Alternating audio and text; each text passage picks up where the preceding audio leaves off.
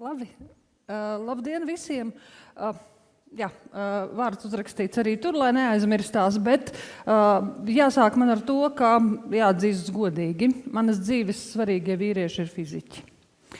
Un tas nozīmē, ka es zinu gan to, ka viss ir relatīvs, gan pat materiālajā pasaulē.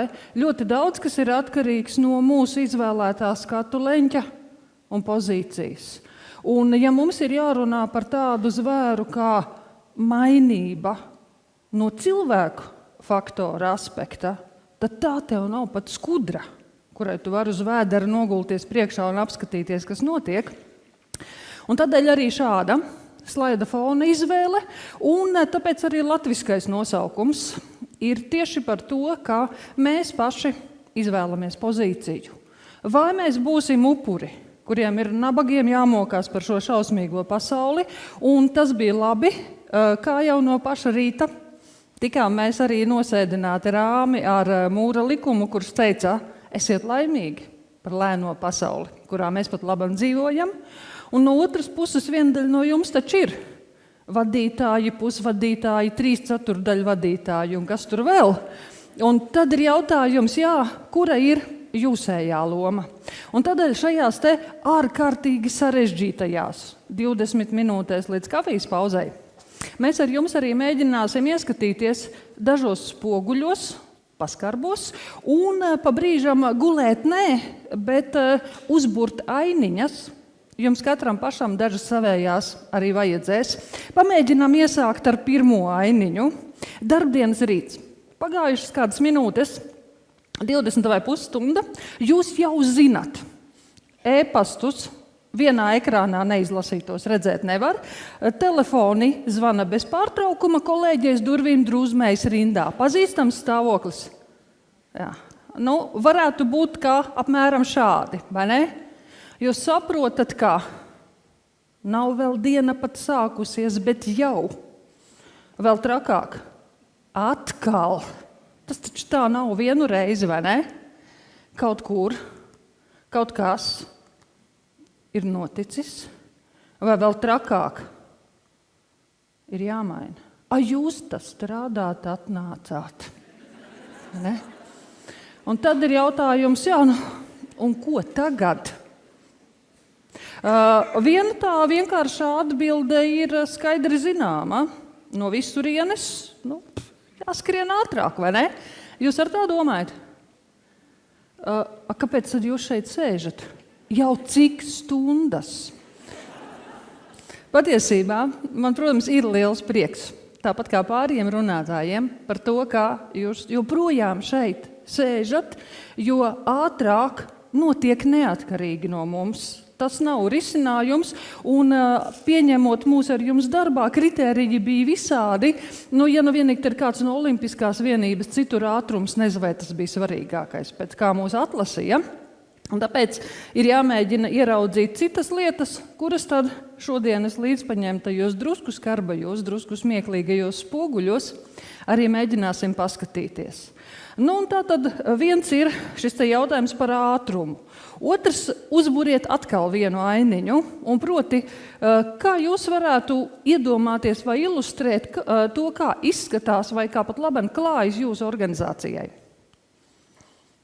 Tas varētu būt kaut kas šāds. Jūs esat tas vai tā, tas lielais, kurš mēģina visu to kaut kādā jēgā noturēt. Tā varētu būt?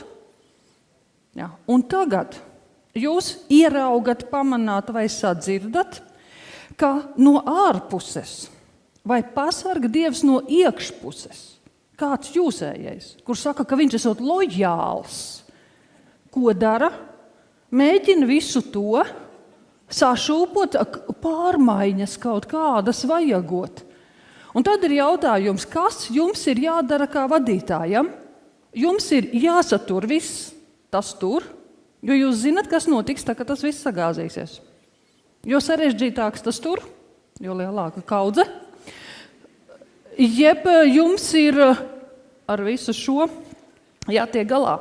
Un tas ir tas, kur es nevaru nepiekrist Haraldam, ka arī es un mani kolēģi, zinātnieki un pētnieki, mēs daudzas vienkāršas lietas esam padarījuši sarežģītas un sakam, kad ejiet studēt gadiem augstskolās, pērciet un lasiet grāmatas ar 1000 lapām, lai jūs zinātu, cik tas viss ir sarežģīti.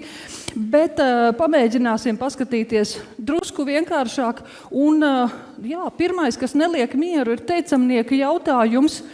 Bet kā tad ir pareizi? Kā vajadzētu darīt?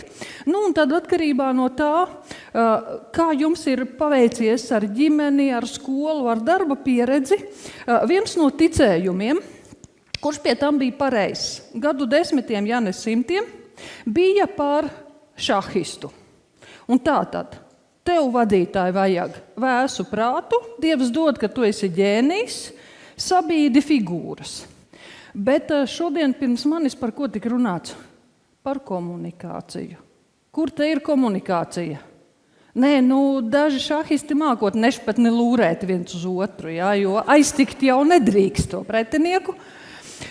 Tad bīdīt figūras, un tad skatītāji visi elšais aiz laimes par oriģinalitāti pa brīžam, bet jautājums atkal jums, jūs kā darbinieki gribat būt figūras, kuras bīda, tas Strunska ģēnijs.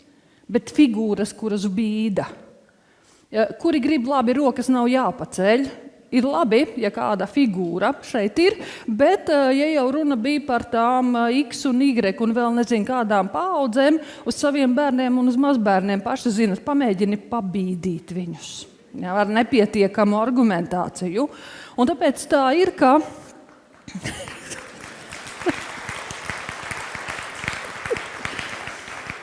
Arvien biežāk šahs nedara.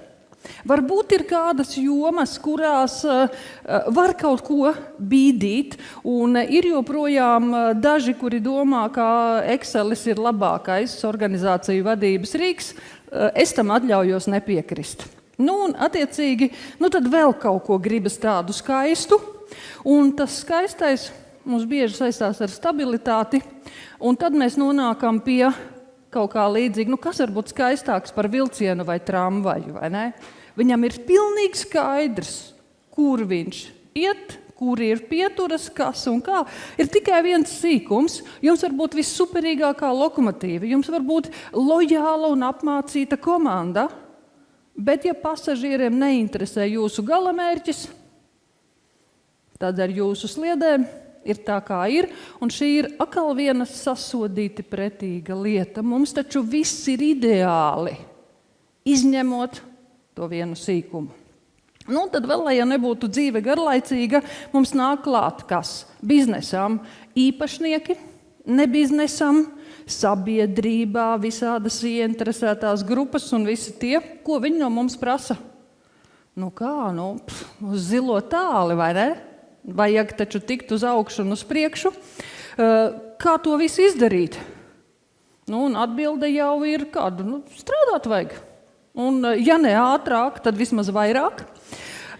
Un tad ir tā lieta, ka mēs latvieši neesam vienīgā strādīgā nācija. Bildi ir no interneta, bet vai tas nav visnotaļ tipiski, kad brīdī, ka kāds iepīkstas par jaunu kaut ko, mēs pat lāga nepaklausījušies un sviedrus nenoplaucījuši atbildam, tā kā šie vīriņi, beidz, mums taču nav laika, mums taču ir jāstrādā.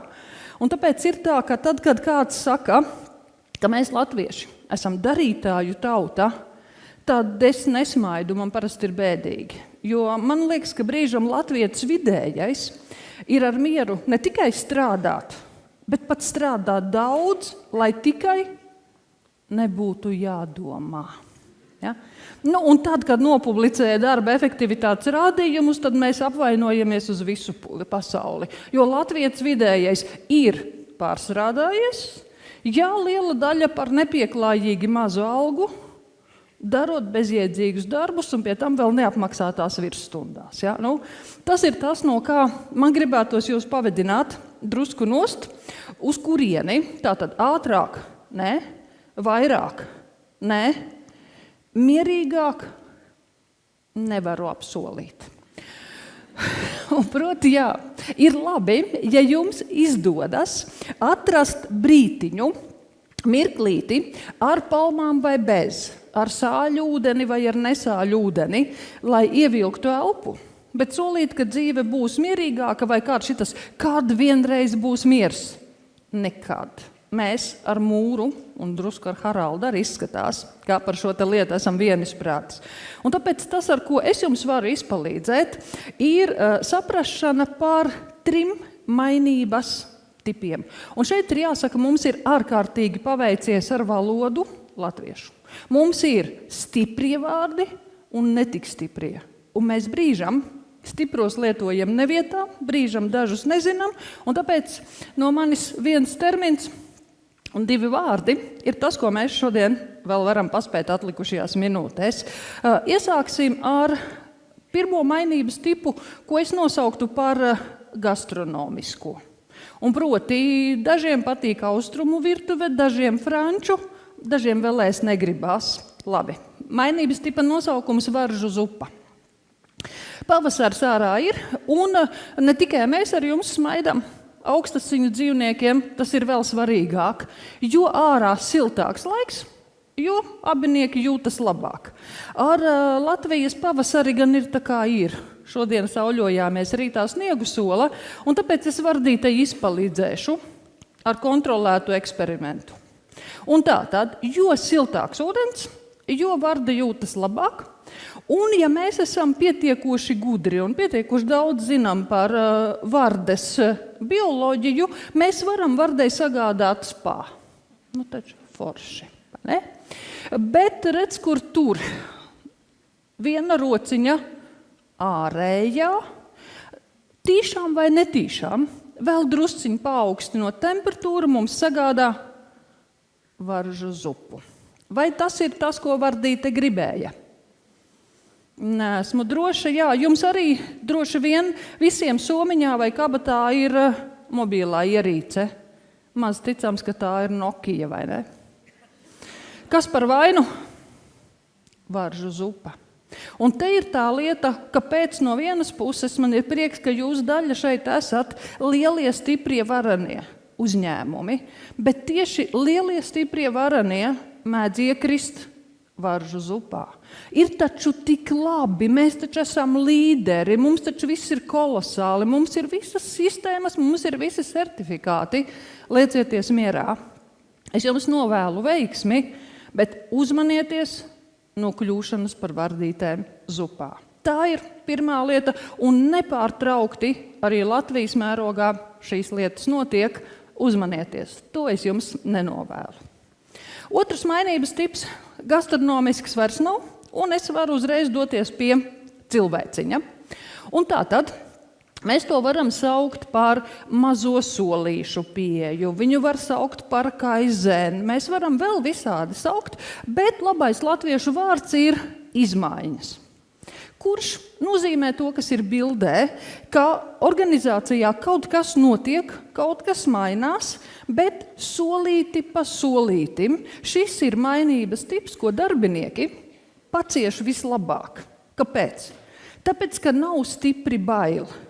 Jā, ir problēmiņas, kļūdiņas, riskiņi, bet no tā nemirst.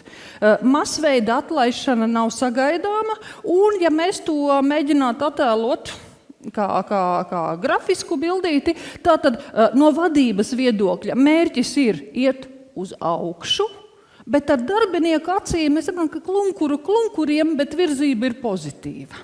Ja? Piemēram, šeit ir kas? Efektivitātes paaugstināšana, kvalitātes uzlabošana, kvalitātes sistēma ieviešana un tā tālāk un tā tālāk. Kas ir svarīgi? Manis jau minētie vārdi. Jo, ja jūs teiksiet darbiniekiem, ka būs izmaiņas, lielai daļai pat smaids no sejas nenozudīs, kaut arī viņi šodien šeit nesēž, un viņi prasīs, jā, ko tu gribi no manis? Ar otru? Nē, ar trešo. Mainības tipu būs citādāk. Un tātad, ja darbiniekiem šis patīk un dar tīri labi, tad nereti varbūt, ka jūs, vadītāji vai organizāciju īpašnieki, ir tie, kuri saka, nē, mūs šitais neapmierina. Kāpēc?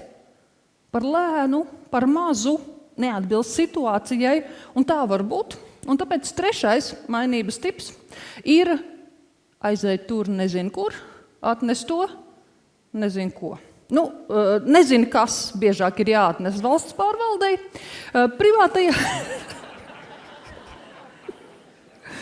Privātajā biznesā mēdz būt vienkāršāk. Kas mums ir jāatnes? Pēļņa, apgrozījums, jauni klienti, kaut kas tāds, bet jūsu varā paliek mistiskais veids, kā to panākt, vai ne? Un tā tad mērķis ir, kā gribi, vai tur līdzēs korporatīvā sociālā atbildība vai nelīdzēs, tas jau no jums būs atkarīgs, bet manā gadījumā runa ir par vārdiņu pārmaiņas.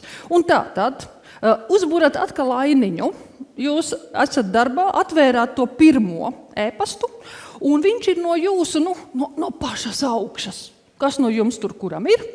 Un tur ir rakstīts, kā, ziniet, ar 1. aprīli būs pārmaiņas. Pirmā sajūta kāda? Trausmīga. Ja? Jo vienalga, vai redzot, vai dzirdot. Latviešu valodā vārdu pārmaiņas mūsu bioloģiskais cilvēks ir pilnīgā vaiprātā, un viņam ir tikai 2 burtu atbilde. Nē. Ja? Redzat, ir bioloģija, izmaiņas un pārmaiņas. Pilnīgi dažāda uztvere. Un pat ja jūs ar prātu zinat, ka to vajag, jo mums tak tur tas ir jāuzlabo vai jāpaukstina, kāpēc jūsos kaut kas kliedza nē, un jūsu darbinieki skaļāk vai klusāk arī klieks nē? Tāpēc, ka pārmaiņas, kā man ir sačakarēta bilde, nekad nav godīgas. Grafiks ir aizgājis pa gaisu, viņam bija jābūt tādam kārtīgam šitādam. Un tātad pārmaiņas nekad nav godīgas. Kāpēc? Tāpēc, ka dažiem bezkaunīgi veicas, viena daļa cieši nevainīgi, un visi pārējie ņemas kā nenormāli, lai netiktu atlaisti, noturētos kaut kādā līmenī un visu pārējo izdarītu. Un tāpēc tas nozīmē, pirmkārt, tad es gribētu teikt, sākot ar pirmdienu, nekad bez vajadzības nebiedējiet cilvēkus ar pārmaiņām.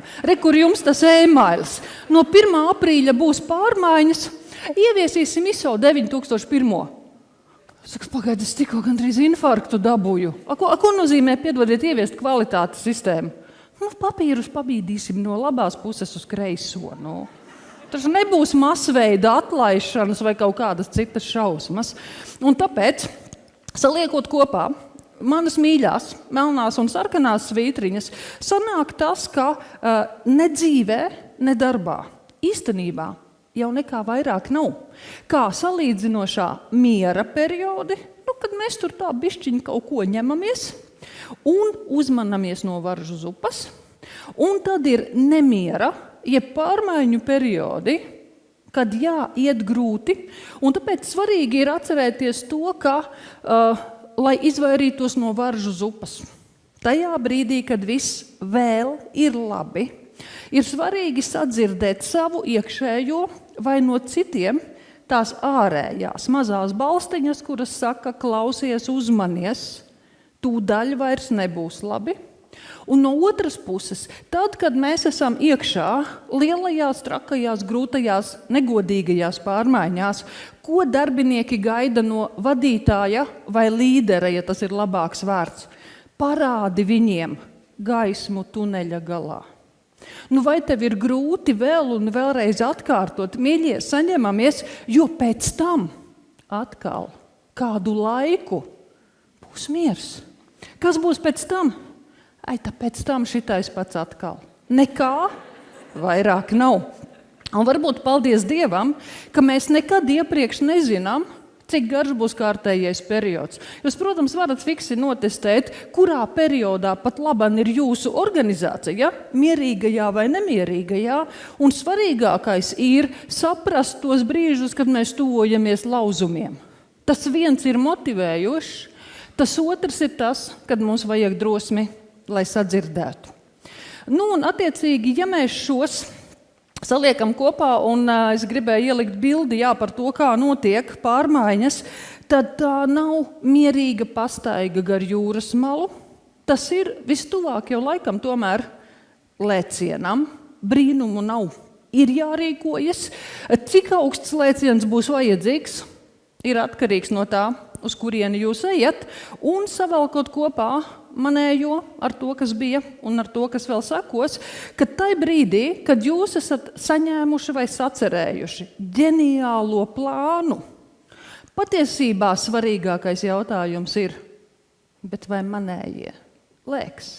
Kādam man kā vadītājam ir jābūt, lai mani ieklausītos? Nu ko? Paldies par uzmanību. Tiekamies pie kafijas.